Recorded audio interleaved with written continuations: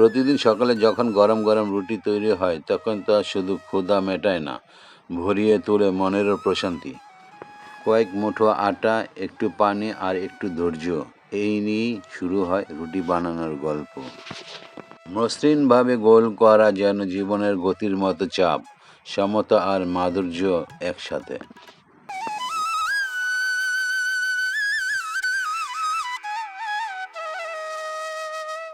হাত ও বেলনার সমন্বয় ঠিক রাখতে হবে।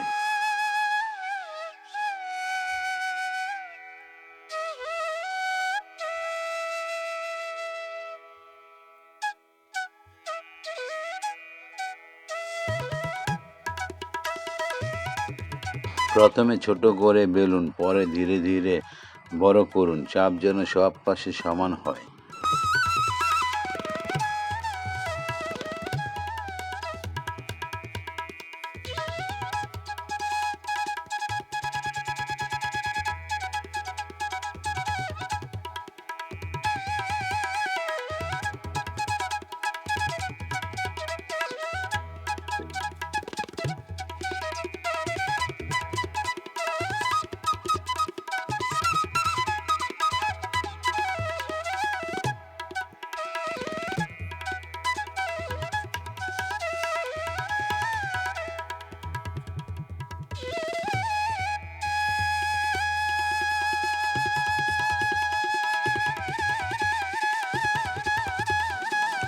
রুটি বানানো এক ধরনের শিল্প। এতে প্রয়োজন ধৈর্য, অভ্যাস ও ভালোবাসা। রান্না শুরু যারা করতে চায়, রুটি বানানো তাদের জন্য আদর্শ হাতেখড়ি।